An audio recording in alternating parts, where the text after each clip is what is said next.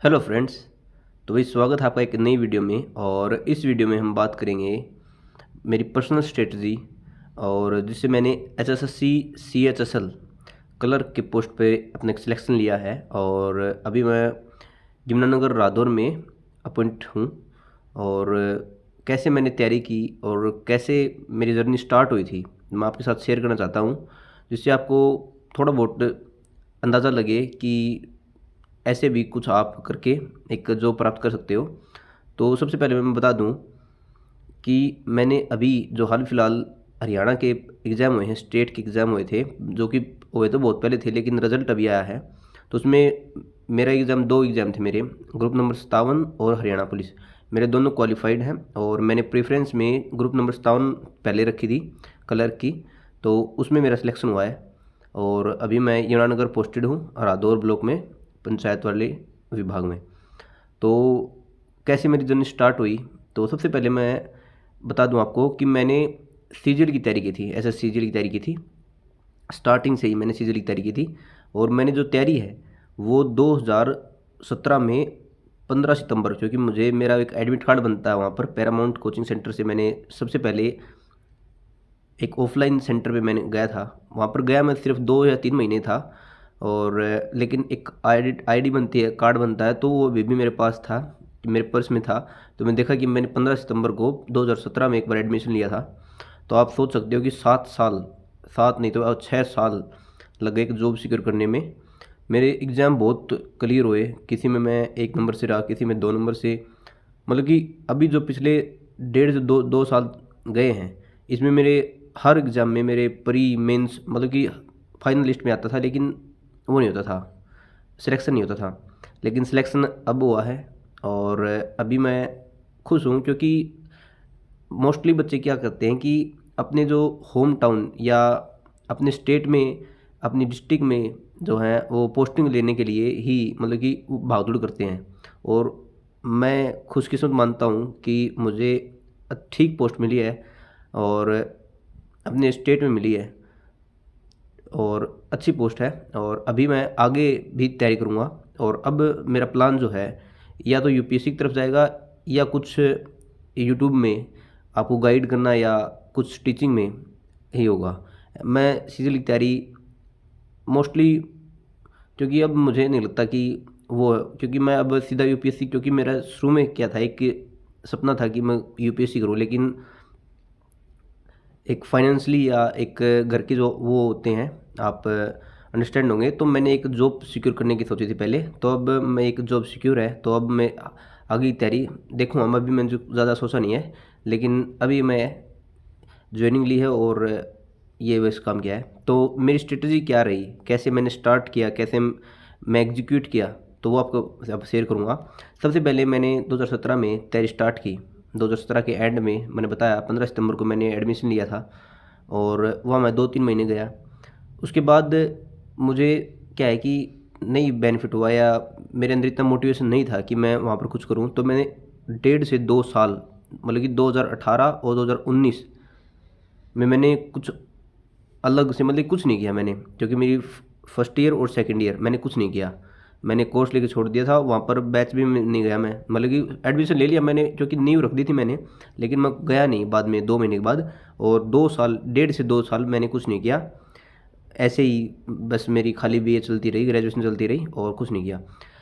लेकिन जब मेरी फाइनल ईयर आई और कोरोना काल आया 2019 के बाद, उस समय घर पे थे सब भाई। तो उस समय ना तो कहीं जा सकते थे, ना कभी कुछ, मतलब कि कुछ फालतू कुछ हो ही नहीं सकता था। तो मैंने क्या किया, और उसी टाइम क्या था, कैरियर विल पर सबसे पहली बार राकेश यादव का स्पेशल बैच आया था, स्पेशल बैच फर्स्ट बैच आया था। और मैंने सोचा कि अब कुछ करना है, क्योंकि 2 साल धक्के खाने के बाद वैसे नहीं होता कि बट खाली घूम रहे हैं, उसमें मज़ा नहीं आता, हम ऐसे वैसे चलते रहते हैं। तो फिर मैंने सोचा कि एक एटलीस्ट एक तैयारी की जाए। तो मैंने कोरोना काल में राकेश यादव का बैच लिया, और सिर्फ अकेला मैथ लेके चला मैं। उसकी मैं प्रॉपर डेली 2 वीडियो आती थी, शुरू में एक आती थी, फिर बाद में उन्होंने क्या किया कि अर्थमेटिक और एडवांस एक दिन में 2 आती थी वीडियो। तो मैं भी 2 वीडियो भी देखता था, और एक की स्पीड पे देखता था, और पूरे, मतलब कि जितनी भी स्टेटमेंट होती थी वो पूरी लिखता था। मुझे आज भी मेरे पास अभी भी हैं नोट्स। मेरी 3 से 4 कॉपी भर गई, मोटे मोटे रजिस्टर 3 से 4 भर गए अकेले मैथ में, क्योंकि पूरी स्टेटमेंट लिखने में पूरा टाइम लगता था। और मैं क्या करता था कि एक बार लेक्चर देख लिया एक स्पीड से, दूसरी बार वो 1.5 की स्पीड से, मतलब कि 1.5 की स्पीड से, और क्या बता सोते वक्त मैं उसी को लेक्चर को 2 की स्पीड पे एक बार और देख देता था। क्योंकि मेरी मैथ क्या सब कुछ बहुत कमज़ोर था, क्योंकि +2 के बाद मैंने किताब ही नहीं उठाई थी, तो मैं तो ये मान के लो जीरो हो चुका था। लेकिन सबसे पहले मैंने मैथ किया, और राकेश यादव की पहले, क्योंकि मैं पैरामाउंट पे जाता था ना, तो वहाँ पर वे टीचर बोलते थे या कुछ हर जगह ये सुनने को मिलता था कि राकेश यादव, राकेश यादव। तो मतलब कि दिमाग में वो ऐसा नाम बढ़ गया था कि भाई मैथ है तो राकेश यादव है। तो उस तरह मैंने वो बैच लिया, और एक प्रॉपर मैंने 1 साल लगा दिया सिर्फ मैथ पर, प्रॉपर मैथ पर। तब जाके कुछ वो होने लगा कि भाई मैथ समझ में आने लगा। फिर जाके मैंने दूसरे सब्जेक्ट पे ध्यान दिया। और मैथ की बता दूं कि जितनी मैंने मैथ में टाइम दिया है उतना मैंने किसी सब्जेक्ट में टाइम नहीं दिया। और वो बेनिफिट अब हर एग्ज़ाम में होता है, क्योंकि मैथ और रीजनिंग, अकेला मैथ करने से हमारी जो रीजनिंग है वो भी स्ट्रॉन्ग होती है। क्योंकि रीजनिंग में क्या था कि ऐसे तो होता है कि हम सब बना लेंगे, लेकिन सब बनाने का खेल है ही नहीं भाई। बात तो ये है ना कि आप टाइमली बना रहे हो, क्योंकि एसएससी सीजीएल में, एसएससी का कोई भी एग्ज़ाम हो, उसमें सबसे ज़्यादा मैटर करता है टाइम। 60 मिनट में आपको प्री में 100 क्वेश्चन करने होते हैं। तो आप अंदाज़ा ला लो, यदि आपकी स्पीड नहीं है ना, तो आपको चाहे सब कुछ आता हो आराम आराम से निकालना, तो आपको कोई फ़ायदा नहीं है। तो मैथ सीखा, मैथ के बाद मैंने रीजनिंग की, रीजनिंग भी मैंने करियर विल से की। और रीजनिंग में मैंने ज़्यादा टाइम नहीं दिया, मोस्टली 3 महीने में मैं पूरी रीजनिंग कवर कर गया एक बार। क्योंकि सारे चैप्टर, अधिक से अधिक चैप्टर मुझे आते थे, मतलब कि मैथ करने के बाद ये मिसिंग नंबर हो गए, ये दिमाग की वो हो जाते हैं कि आपको स्क्वायर याद है, आपको क्यूब याद है, या आपको एडिंग मल्टीप्लाई, मतलब कि हर चीज़ आपको बेसिक याद है। तो ये बहुत से चैप्टर आपके खुद निकल आते हैं। लेकिन जो 5-4 चैप्टर होते हैं पहले, ये जो क्या होता है मिरर वाले होते गए, या ये जो आकृति नहीं होते, ये क्वेश्चन मुझे पजल करते थे, क्योंकि इनकी मुझे यही नहीं पता था कि इनमें लगना क्या है, और बहुत आसान होते हैं। लेकिन एक बार सीखने के बाद मैंने आज तक रीजनिंग में कभी किसी की क्लास नहीं देखी। और ये मैंने चीज़ कर ली थी 2021 में ही। उसके बाद मैंने रीजनिंग की कभी क्लास नहीं देखी, सिर्फ मैंने क्या किया, क्विज़ लगाए थे और कुछ नहीं। तो मैं ये कहता हूँ कि मैथ करने से ही मेरी रीजनिंग बनी है। तो जो मैंने 1 साल प्रॉपर मैथ पे, अकेले मैथ पे 1 साल दिया था कोरोना काल में, 1 साल पहला बैच जो राकेश यादव का आया था उसमें मैंने 1 साल दिया था, और वही नोट्स आज मुझे काम आ रहे हैं, वही नोट्स से मेरी रीजनिंग हुई है। क्योंकि रीजनिंग, सारी रीजनिंग मैथ का खेल है भाई। यदि आपका मैथ स्ट्रॉन्ग है तो आपकी रीजनिंग स्ट्रॉन्ग है, आपकी रीजनिंग स्ट्रॉन्ग है तो आपका मैथ स्ट्रॉन्ग नहीं होगा, लेकिन आपका मैथ स्ट्रॉन्ग है तो आपकी रीजनिंग स्ट्रॉन्ग होगी। ठीक है, तो ये 2 सब्जेक्ट हो गए भाई। और आप यकीन मानो, यदि आपके रीजनिंग और मैथ स्ट्रॉन्ग है ना, तो आपने 50% या 60% बाजी जीत ली। क्योंकि आगे खेल बचता है जीके का और इंग्लिश का। आपको बताया कि ये 2 सब्जेक्ट ऐसे हैं कि इसमें आप, मैं हरियाणा से हूँ, हिंदी मीडियम, मतलब कि जमा वो प्योर वो नहीं होते देसी वो, तो मुझे कुछ नहीं आता था भाई, हम थे जीरो जमा। तो फिर मैंने सोचा यार इंग्लिश में सिलेक्शन तो होगा नहीं। फिर एक वोकैब होती है, तो वोकैब इंग्लिश जब मैंने सीखने स्टार्ट की, ग्रामर, तो जब मैंने 2 महीने हो गए तो वे पता चल जाता है कि आसपास इन्वायरमेंट में बताने लग जाते हैं कि क्या इंपॉर्टेंट है क्या नहीं। तो मुझे ये आने लगा था कि भाई ग्रामर तो कर रहे हैं, लेकिन प्री में पोर्शन वोकैब का ज़्यादा आता है।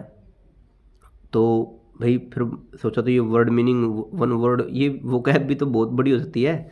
One word, idiom, synonym, antonym, phrasal verb, मतलब कि बहुत ज़्यादा भाई, हर चीज़ वोकैब भाई बहुत बहुत ज़्यादा है। तो भाई मैंने सोचा यदि सिलेक्शन लेना ही है तो इनके किया बिना तो काम चलेगा नहीं। तो फिर मैंने क्या किया भाई, ब्लैक बुक लेके आया मैं।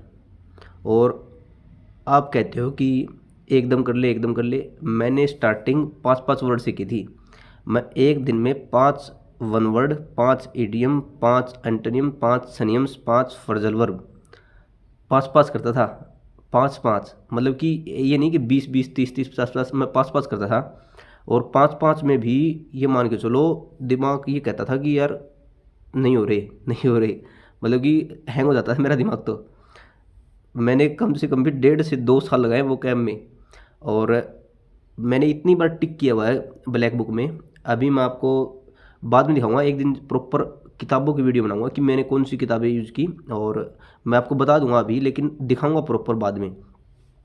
मुझे याद है कि याद गया, मेरी किताब में इतनी बार निशान लगे हुए हैं कि यहाँ पर मैं लिया, उसके बाद मेरे पास सिंबल नहीं बचे थे। अब तो हर पेज पे क्या पता 50 से 70 बार मैंने निशान लगाया कि आज ठीक का, फिर अगली बार ठीक करेगा तो गलत हो जाएगा भाई, इस फिर में नहीं आएगा कि ये ही है। फिर मैंने ए लिखा, जिस तरह मेरा नाम अनिल है, कि बाद में मैंने कुछ और लिखा, बाद में स्टार लगाना स्टार्ट किया। तो मैंने प्रॉपर, मुझे अभी मेरी किताब में मुझे पता नहीं कि कितनी बार मैंने रिवीजन कर दिया ब्लैक बुक का।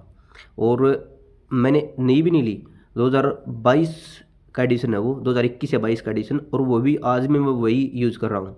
और हर एग्ज़ाम में, मोस्टली मैंने हर एग्ज़ाम दिया है, CHSL, CGL, CPO, MTS, सभी सिलेक्शन फेज, सभी एग्ज़ाम दिए मैंने। रेलवे के दिए हैं, रेलवे में तो इंग्लिश आती नहीं, हरियाणा के दिए हैं। सिंगल वोकैब उससे बाहर नहीं आ रही भाई, सिंगल वोकैब, सिंगल वोकैब। 1.5 से 2 साल लगा, 5-5 की, फिर 10-10 स्टार्ट किए, फिर 15-15, फिर मैंने क्या किया, एक एक पेज, मतलब कि एक तरफ का एक पेज पूरी वोकैब ऐसे किए। 1.5 से 2 साल लगे। और मैंने एक सबसे बड़ी बात, शुरू में ही मुझे किसी ने बता दिया था कि आप दुर्योधन मत बनना। दुर्योधन मत बनना मतलब है कि दुर्योधन क्या करता था कि सभी से सलाह लेता था और मानता किसी की नहीं था, तो वो कभी कामयाबी नहीं हुआ। और अर्जुन ने क्या किया, सिर्फ एक की सलाह ली और एक की ही मानी, तो वो कामयाब हुआ। तो मैंने ये बात, कई बार क्या होता है कि दिमाग में बैठ जाती है, तो ये बात मेरे बैठ गई थी कि भाई दुर्योधन नहीं बनना है। और मैं तो आजकल, यदि मुझसे कोई कहता है ना, कोई स्ट्रेटजी या कुछ भी मेरे से कोई वो करता है, तो मैं पहले ये कहता हूँ, मैं दुर्योधन मत बनना ना, मुझसे पूछ रहे हो ना तो इतना कर लेना। ये नहीं कि आज मेरे से पूछ लिया, कल को किसी और से पूछ लिया तो वो कर रहे हो, ऐसा नहीं। तो मैंने प्रॉपर एक चीज़ ये दिमाग में बैठ गई थी, और एक ये बैठ गई थी कि एक किताब लो, उसको ही 10 बार पढ़ो, न कि 10 किताबों को एक बार। तो मैंने एक किताब को 10 बार नहीं भाई, 100 बार पढ़ रखा है। और मेरी किताब जमा रद्दी हो चुकी है, ये मतलब कि पेज भी नू ऐसे पलटता था मैं, जमाई बावड़ी हो चुकी है किताब अपनी, ठीक है।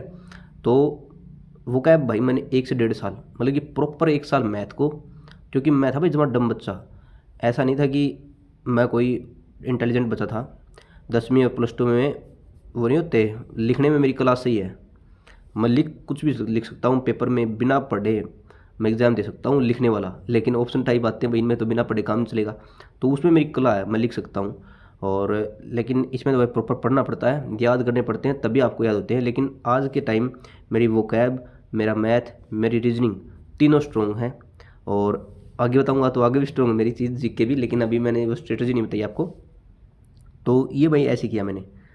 और वोकैब के लिए मैंने किसी का बैच नहीं लिया कभी भी, मैंने खुद रट्टाफिकेशन या खुद से कुछ मेरी ट्रिक बना के खुद से मैंने, मतलब कि पहले ट्रिक थोड़ी थोड़ी, भाई ये अक्सर आ गया तो ये नहीं, तो बाद में तो भाई रट्टाफिकेशन, कोई चीज़ आई एकदम ऑप्शन देख के एलिमिनेट हो जाते थे। और एलिमिनेशन मेथड मैंने बहुत यूज किया है कि भाई पॉजिटिव वर्ड आ रहे हैं और एक नेगेटिव है, तो थोड़ा हाँ एलिमिनेट, बहुत मैंने एलिमिनेट किया। इस तरह मेरी वोकैब हुई भाई, ठीक है। ग्रामर, ग्रामर मैंने गोपाल वर्मा सर से की, और उसके प्रॉपर नोट्स बनाए, रिवाइज़ किए। और मैंने मेरे यूट्यूब चैनल पे मैं रिवाइज़ करके डाल भी देता था कि भाई मेरी रिवीजन भी हो जाएगा और यूट्यूब पे बढ़ जाएगी वीडियो। तो मैंने वो भी किया, मतलब कि प्रॉपर 3 से 4 महीनों में मैंने ग्रामर कर दी थी। और 1.5 साल लगा था मुझे भाई वोकैब करने में, क्योंकि मुझे बहुत टाइम लगा भाई, आराम आराम से 5 साल निकाल दिए मैंने। लेकिन मेरा ये था कि ऐसा नहीं था कि भाई कोई और प्लान हो, जो भी प्लान था, मतलब कि दिमाग में ये तो था ही नहीं कि भाई पहले कि भाई नेक्स्ट प्लान क्या है, प्लान बी क्या है, मेरा कभी प्लान बी नहीं रहा। सिर्फ मेरा प्लान ए ही रहा था कि भाई जॉब लेनी है, जॉब लेनी, जॉब लेनी। मेरा एक दिमाग में रहता था कि कितनी बार मैं विफल हो जाऊँ, 100 पेपरों में से एक पेपर तो निकलेगा। बस मेरा यही रहता था कि भाई कितने पेपर कोई बात नहीं, जितने भी मैं विफल हो रहा हूँ, एक पेपर भी विफल हो गया तो सभी की भरपाई कर देगा। और आज मैं फील कर रहा हूँ कि वो एक पेपर निकलने के बाद एटलीस्ट एक जॉब, क्योंकि बेरोज़गारी का आलम बहुत है भाई, और मुझे एक जॉब मिली वो बहुत अच्छी मानता हूँ मैं। तो भाई ग्रामर हो गई गोपाल वर्मा सर से। वो कैब मैंने ब्लैक बुक से की, प्रॉपर मैंने सिजली तैयारी की थी। वो मैथ मैंने राकेश यादव सर से किया, प्रॉपर नोट्स बनाए। 7300 पहले बुक, 7300 प्लस बुक का नाम होता था, पहले वो आती थी, अब वो 9500 प्लस हो चुकी है, वो बुक मैं लेके आया। मतलब कि पूरी, मैं ये मान के चलो दिन में, जब मेरे पास वो नहीं थे इनिशियल पीरियड होता है, उसमें मुझे ये नहीं पता था कि मैं कितना पढ़ रहा हूँ, मजाक नहीं। पहली जो 1.5 साल या 2 साल में पढ़ा 2019 के बाद, उसमें मुझे ये पता नहीं था मैं कितना पढ़ रहा हूँ। 2 बजे नींद खुल गई मेरी तो मैं 2 बजे क्या पता वीडियो देखने लग जाऊँ, ऐसा था मेरा काम। और पता नहीं मेरे पास इतना मोटिवेशन कब कैसे आया था, लेकिन प्रॉपर 1.5 से 2 साल मुझे टॉप लेवल मोटिवेशन था। बाद में जब चीज़ें आने लगी तो वो थोड़ा थोड़ा डाउन होता गया। और वो नहीं होता कि कोई भी चीज़ हम पहले जो 2 घंटे में कर रहे हैं वो हम आधे घंटे में कर लें, तो एटलीस्ट टाइम कम हो ही जाता है। तो बाद में रिवीजन में इतना टाइम नहीं लगता, और मैंने प्रीफर किया कि एक ही चीज़ को बार बार पढ़ा जाए। तो ऐसे चलता गया भाई। मैथ, रीजनिंग और इंग्लिश 3 चीज़ हो चुकी हैं, मैंने आपको बता दिया। फिर बात करते हैं भाई जीके की। जीके जीके में तो मैं ये मान लो जीरो नहीं माइनस में था। और ये होता था, जीके में था भाई में जमा जीरो। उसमें तो यही नहीं था कि नंबर बनेंगे, पहले घटना चक्र लेके आया, ऑप्शन टाइप वाली रट्टाफिकेशन। लेकिन पेपर आते माइनस में नंबर, कभी 4 माइनस में 4, कभी 2 नंबर, कभी 10 नंबर। 10 नंबर तो कभी आते नहीं थे, -2, 4, 3 नंबर। मतलब कि प्रॉपर, क्योंकि हरियाणा के एग्ज़ाम तो अभी हुए ना, पिछले 2 सालों से, 3 सालों से, नहीं तो हरियाणा में एग्ज़ाम ही नहीं होते थे भाई। टॉप लेवल कभी कभी होते थे, और उस शुरुआत में मेरी तैयारी नहीं थी। तो मैंने एसएससी की एग्ज़ाम दिए, तो उसमें जीके में मेरे नंबर आते नहीं थे, कभी 2 आ गए, कभी 4 आ गए। तो भाई, लेकिन मेरे अंदर ये था कि भाई जॉब लेनी है ना, तो ये तो करना ही पड़ेगा।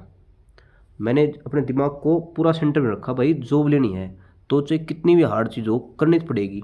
ऐसा नहीं कि कोई भी चीज़ छोड़ के आप सिलेक्शन ले लोगे। तो मैंने जीके के लिए, और पता है क्या होता है कि हम ये सोचते हैं ना यहाँ से हम कुछ नहीं करेंगे, तो वहाँ से ही हम करते हैं। खान सर के मैंने कभी नहीं सोचा था कि मैं इनकी क्लास लूँगा, कभी नहीं सोचा था। क्योंकि मैंने ये रील आती थी, मैंने सोचा था ये रील रील में ऐसे होते हैं, पढ़ाने वढ़ाने नहीं होते। तो भाई एक दिन मैं बैठा ऐसे ही, और एक वीडियो ऐसे ही देख लिया, मैं मैप की वीडियो देख ली, मैप की, इंडियन मैप की। तो पता नहीं कैसे समझ में आ गई मेरे, और बाद में मैंने क्या किया, प्रॉपर 8 से 9 महीने दिल्ली की 10-10 वीडियो मैंने देखना स्टार्ट कर दिया। 10-10 वीडियो उनको प्रॉपर लिखा, क्योंकि यूट्यूब पे फ्री में पढ़ी है क्लास। तो प्रॉपर मैंने देखी वीडियो, 10-10 लेक्चर देखता था, 1.25 की या 1 की स्पीड करके, क्योंकि खान सर की आवाज़ जो है उसमें आप 2 की स्पीड या 1.5 की स्पीड करके नहीं देख सकते। प्रॉपर नोट्स बनाए। 9 सब्जेक्ट थे, history, polity, geography, economics, science में 3, biology, chemistry, physics, 2 Indian map और वर्ल्ड मैप। ये 9 चीज़ थी। मैंने 9 की 9 मेरे जो नोट्स हैं प्रॉपर, वे नोट्स बनाए। तो प्रॉपर मैंने 9 सब्जेक्ट किए, मतलब कि प्रॉपर किए, ऐसा नहीं कि भागदौड़ मचाई। प्रॉपर नोट्स बनाए और डेली रिवाइज करता था। मतलब कि मैं पहले तो ये करता था कि एक लेक्चर इसका देख लिया, एक लेक्चर इसका, 2 लेक्चर इसके, 3 लेक्चर इसके, और उनको अगले दिन पहले उनको रिवाइज करता और फिर आगे चलता। लेकिन बाद में डाटा हो गया भाई ज़्यादा, तो फिर मैंने सोचा एक एक को कंप्लीट करता हूँ। फिर मैंने प्रॉपर किसी को 10 दिन में पूरा कर दिया, मतलब कि पूरी हिस्ट्री को 10 दिन में, 125 लेक्चर दे, 15 दिन में history complete, world map, Indian map. ये कह लो कि कोई चीज़ के साथ पीछे पड़ता था ना मैं, तो पता नहीं डेडिकेटेड दिमाग में कितने कहाँ से आ जाता था, फुल मोटिवेशन। और उसका ही बेनिफिट मिला मुझे अगले फिर पेपरों में, क्योंकि जब मैंने जीके स्टार्ट की ना, उस बीच कोई भी एग्ज़ाम नहीं था। मतलब कि 8-7 महीने कोई एग्ज़ाम पास दिख ही नहीं रहा था। तो मैंने प्रॉपर एक सब्जेक्ट पे काम किया और जीके को मैंने ठीक कर लिया। और उसकी बदौलत जो अभी 2024 में ये जो एग्ज़ाम हुए थे, CHSL, CGL, MTS, CPO और सिलेक्शन फेज़ के 5 एग्ज़ाम, हर एग्ज़ाम में मेरे 25 टू अबोव के नंबर आते, 25 से ऊपर। किसी में 32 नंबर भी आए हुए हैं मेरे, तो CHSL में भी। तो ये मान के चलो कि फिर वो है मैजिक हुआ भाई, कि पहले 2, 5, 4 नंबर, लेकिन उसके बाद suddenly 32 number, 25 number, 27 number, 29 number, और सीपीयू में मेरे ख्याल से 34 थे, मेरे ख्याल से 34 क्वेश्चन थे, 34% ठीक थे मेरे, 34 नंबर थे। और ऐसे सीपीयू में मेरे 156 थे या 157 नंबर बन रहे थे मेरे प्रॉपर याद नहीं है, क्योंकि मैंने बाद में सीपीयू की वजह से देखा भी नहीं। क्योंकि मेरा ये है कि एक ऐसी जॉब मिल जाए कि कंफर्टेबल, भागदौड़ नहीं चाहिए अपने को, सही दो जॉब, और ठीक मुझे मिल गई है। और अभी आगे जो है मेरा प्लान कुछ समथिंग बिग होगा, देखेंगे आगे, छोड़ो अभी तो।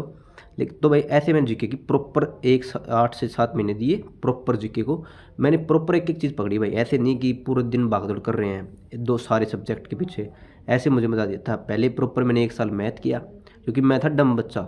यदि आप एक्सपर्ट हैं, जिस तरह मेरी सिस्टर हैं, वे बहुत दिमाग से तेज़ हैं, तो मतलब कि उनका मतलब कि पकड़ने की क्षमता बहुत तेज़ है उनकी, जल्दी कैच कर जाती हैं भाई, एक बार पढ़ के वो याद हो जाता है उनको, तो वे सही हैं। लेकिन मेरे में अलग है भाई, मैं तो डम बच्चा हूँ जमा। तो मैंने प्रॉपर एक एक चीज़ पे काम किया, और स्टार्टिंग से लेकर एक एक चीज़ पे काम किया, और आज ये बेनिफिट है कि मुझे जॉब मिल गई। और मेरे सीजीएल में भी 140 नंबर बने हुए हैं, अभी रिजल्ट नहीं आया है। अब की बार 2024 वाले में रो मार्क्स बता रहा हूँ मैं, और सभी अच्छे हैं भाई अब की बार तो। और जीके, मैथ, रीजनिंग और ये हो गए। और मॉक टेस्ट की बात करते हैं। मॉक टेस्ट शुरू में तो भाई डर लगता था, कम से कम भी शुरू के 3 साल तो मैंने मॉक टेस्ट दिए नहीं। एक दो मॉक मैं सबमिट करके ही लगा लेता था, मैंने नहीं दिए, बहुत डरता था भाई, बहुत डरता था। सब्जेक्ट कंप्लीट होने से पहले तो इतना डराऊँ मॉक टेस्ट से कि मैं कभी लगा पाऊँगा नहीं। लेकिन प्रूफ है, मेरे यूट्यूब चैनल पे मैंने 110 से 112, जो कि मैंने यूट्यूब चलाने के बाद डाले हैं। उससे पहले भी मैंने कम से कम भी 70 से 80 मॉक टेस्ट लगा दी थी। ये तो यूट्यूब मैंने अभी स्टार्ट किया था, तो उसके बाद तो मैं डेली मॉक टेस्ट पिछले 1.5 साल में तो ये मान के चलो मैंने डेली मॉक टेस्ट लगाए हैं। कम से कम भी 250 से 300 मॉक टेस्ट लगा चुका हूँ मैं, एसएससी के, एमटीएस हो, सीएचएसएल हो, सीजीएल हो, सिलेक्शन फेज हो, सीपीओ हो, सभी के 250 मॉक टेस्ट लगा चुका हूँ मैं। और पहले मैं डरता था, लेकिन अब मुझे आने लगा था इंटरेस्ट, मतलब कि कुछ भी चीज़ कर रहे हो, यदि मेरा आज पढ़ाई का मन नहीं कर रहा तो मॉक टेस्ट लगा दिए भाई, 3 में 4, ऐसा ही था भाई। मतलब कि जिस दिन ऐसे करे ना भाई, आज ना रिवीजन करने का मन कर रहा है, आज ना किसी और चीज़ का मन कर रहा है, तो भाई आज मॉक टेस्ट पे आ जाते हैं। मॉक टेस्ट में क्या है, एक बार मॉक टेस्ट स्टार्ट कर दिया, एक बार लैपटॉप हमने वो कर दिया, I am ready for mock test, तो ये मान के चलो 1 घंटे तक दिमाग जमा शांत। चलो भाई अब 1 घंटा कुछ नहीं, अब तो 1 घंटा मॉक टेस्ट देना ही पड़ेगा। और उसके बाद एनालिसिस का मुझे वो था, कीड़ा था ही, एनालिसिस मैं करता ही करता था। तो उससे क्या होता था कि मेरी स्टडी वैसे भी 7-8 घंटे हो जाती थी, मतलब कि वेस्ट नहीं जाता था। मतलब कि वेस्ट मेरे याद नहीं है कि मैंने कभी भी सिंगल डे वेस्ट किया हो। और शादी ब्याह रिश्तेदारी, भाई अपना रिकॉर्ड है, हम कभी कहीं कहीं नहीं गए, कहीं भी नहीं गए। पड़ोस में भी शादी हो तो भी हम नहीं गए, क्योंकि पता नहीं मेरा तो दिमाग कैसा हो गया था कि मैं कभी कहीं नहीं रहता था। मैं बस गया नहीं भाई, कभी कहीं नहीं गया, किसी शादी में, किसी रिश्तेदारी के घर मैं नहीं जाता था भाई। तो यही बात है कि मुझे ये याद नहीं कि मैंने कभी सिंगल डे मिस किया हो, संडे मंडे ट्यूसडे कुछ नहीं भाई। हम दिल्ली पढ़ते थे, दिल्ली 8-7 घंटे हमारा यही काम था, ना हमें घर के कुछ काम कहते थे ना कुछ और, बस ये था कि एक जॉब निकाल लें। और ऐसा मैं तुर्रमखा दिमाग नहीं था मेरा कि मैं कुछ भी कर दूं भाई, हल्का फुल्का दिमाग, और आराम आराम से करके एक जॉब ले ली, ठीक है। और जॉब तैयारी सीजीएल की। फिर आए ये हरियाणा सीटी के पेपर, सीटी हुआ, सीटी में आए मेरे 64 नंबर, 64 नंबर, तो 64.16 थे मेरे, 64.16 नंबर आए। पहली बार 56-57 का एग्ज़ाम दिया मैंने। जो हरियाणा के बच्चे हैं उनको सब पता है कि 56-57, तो मैं 56-57 का पेपर दिया। पहले जो पेपर दिया था जिसमें 4 गुना में मेरा दोनों में नाम आया था, तो उसमें 56 में मेरे थे भाई 84 क्वेश्चन ठीक, और 57 में मेरे थे 80 क्वेश्चन ठीक, 79 थे मेरे 57 में। तो वे भाई 1.5 साल के बाद वे कैंसिल हो गए एग्ज़ाम। फिर आती है दोबारा लिस्ट 4 गुना की, उसमें मेरा 56 में नाम नहीं आया, 57 में आया मेरा क्लर्क पोस्ट के लिए और हरियाणा पुलिस के लिए, दोनों में मेरा हुआ। फिजिकल की मैंने हरियाणा पुलिस की एग्ज़ाम दिया, और इसमें आए मेरे 74 नंबर, 74, जिसमें 72 पे कट ऑफ गई है, तो मेरा पुलिस में भी हो गया।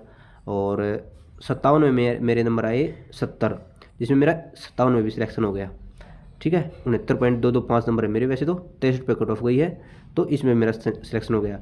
प्रीफ्रेंस बढ़वाई तो मैंने 57 की पुलिस से ऊपर रखी, 57 में मेरा सिलेक्शन हुआ। आज मैं कार्यरत हूँ हरियाणा डेवलपमेंट एंड पंचायत विभाग में एट द लिपिक क्लर्क पोस्ट पे। ठीक है, और ये थी भाई मेरी जर्नी। मतलब कि मैंने सिंगल डे मिस नहीं किया, मिस भी किए हैं कई बार।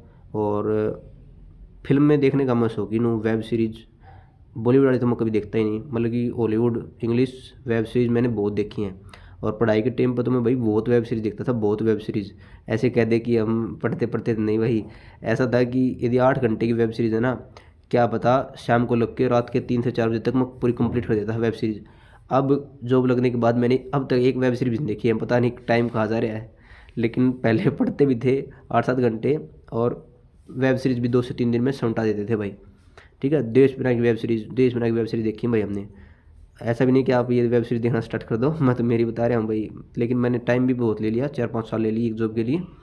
तो आप यदि अच्छे से करोगे, यदि आपकी जो 10th और +2 अच्छी हुई है, मैं तो सबसे बड़ी बात मानता हूँ कि यदि आपकी 10वीं अच्छी हुई है तो आपको आगे किसी चीज़ की ज़रूरत नहीं है। आप एक अच्छा कोर्स लो, बैच लो, और बस एक प्रॉपर चलते रहो भाई, प्रेशर मत लो दिमाग पे। यदि आपकी स्कूलिंग अच्छी हुई है तो आप कभी मार नहीं खा सकते। मैंने स्कूलिंग में मेरी अच्छी हुई थी, लेकिन हम थोड़े अलग तरह के रह गए भाई, थोड़े मतलब कि वो नहीं होता, कंसेप्ट नहीं सीखे हमने, मेन बात यही रह गई। और 10वीं +2 में यदि कंसेप्ट सीख लेते तो इतने टाइम नहीं लगता शायद मुझे। और एक तो रिजल्ट भी बहुत लंबा लेट में आया भाई, यदि पहले आ जाता तो पहले भी लग सकते थे, 1-2 साल पहले। तो कोई दिक्कत नहीं, देर से आए दुरुस्त आए, कोई दिक्कत नहीं। लेकिन मैं एक बात कहना चाहता हूँ, यदि आपने कुछ चीज़ ठान ली है, अपने दिमाग को सेंटर में रखो, साइड से कौन इस तरफ से कौन क्या कह रहा है कुछ मत सुनो, आगे चलते रहो, आगे चलते रहो। कभी न कभी अपने आप ये कहना कि ओह ये क्वेश्चन ही बन गया, ये भी बन गया, ये एग्ज़ाम भी निकल गया, ये परी निकल गया, मेंस निकल गया, फाइनल पोस्ट में नाम आ गया भाई। उस ऐसे हो जाता है बस, हमने कुछ अलग नहीं किया। मैं तो कहता हूँ कि मैंने किया क्या था, पढ़ते पढ़ते पढ़ते गए, एक जॉब लग गई बस। ये आगे देखेंगे भाई क्या करेंगे। तो भाई ये थी स्ट्रेटजी, ये थी तैयारी, और आई होप आपको अच्छी लगी होगी। अच्छी तो भाई क्या, मेरी है तो ही मैंने वो शेयर किया। तो भाई यही था, मेन बात ये, पढ़ो, दुर्योधन मत बनो। हर बंदे से पूछ रहे हो मैं क्या करना है क्या नहीं, ये ऐसे मत करो बस। आप बस पढ़ो और चलते रहो बस। ठीक है, और IAS वाईएएस बनो भाई, देश का नाम रोशन करो। अब हम तैयारी करेंगे IAS वाईएएस की, चाहे होगा ना होगा आगे की बात है, लेकिन करेंगे तैयारी पक्की। मतलब कि टॉप लेवल डेडिकेशन मोटिवेशन रहेगा अब हमारे अंदर। चाहे 1 घंटा पढ़ेंगे ना दिन में, तो अभी बस ये सोचेंगे कि IAS ही बनना है। ठीक है, और कुछ नहीं। मतलब कि मैं सोचता हूँ यार, कभी कभी मैं IAS ऑफिसर हूँ, अभी से मैं कल्पना करता हूँ। चाहे बनेंगे ना बनेंगे आगे की बात है, लेकिन दिमाग में ये लेके चलेंगे कि भाई बनेंगे। ठीक है, बढ़ना बुढ़ना तो आगे की बात है भाई। ठीक है, और कुछ नहीं, मौज लो और पढ़ो भाई, डेली डेली पढ़ो बस, और कुछ नहीं है। मैं कहता हूँ कि खान सर या कोई भी टीचर, एक बात मुझे दिमाग में ये बड़ी, कि पढ़ाई जो करता है ना बंदा, मेहनत करता है, वो ऐसा नहीं कि पीछे रह जाएगा। मतलब कि कहीं ना कहीं आप सेटलमेंट पक्के हो गए, या आपके स्टेट, यदि आपने किसी भी चीज़ की तैयारी की, या आपके स्टेट में या सेंटर में या रेलवे में या कहीं भी, एटलीस्ट आप कुछ ना कुछ अच्छा कर जाओगे। यदि उनमें अच्छा नहीं किया तो कहीं ना कहीं आप टीचर बन जाओगे, टीचर नहीं बना तो आप कोई बिजनेसमैन बन जाओगे। मतलब कि यदि आपने, आपकी जो इनिशियल एज है 18 से 25 साल, उसके बीच में आपने कुछ तैयारी कर ली, पढ़ ली है। क्योंकि पढ़ने से क्या होता है, हमारा माइंड जो है एक पेशेंस रखना स्टार्ट करता है। तो ये स्टार्ट कर दिया ना, तो आप कभी ना कभी कुछ ना कुछ कर पाओगे भाई। ठीक है, तो भाई ये थी सभी बातों की सारी बात। तो आई होप आपको पसंद आई होगी। और आगे यूट्यूब चैनल से जुड़ने के लिए आप सब्सक्राइब कर सकते हो, लाइक कर सकते हो, शेयर कर सकते हो। और आगे मैं क्लासेस या आपको गाइडेंस के लिए आप वीडियो बनाता रहूँगा। और बस भाई यही था। Thank you very much, thank you.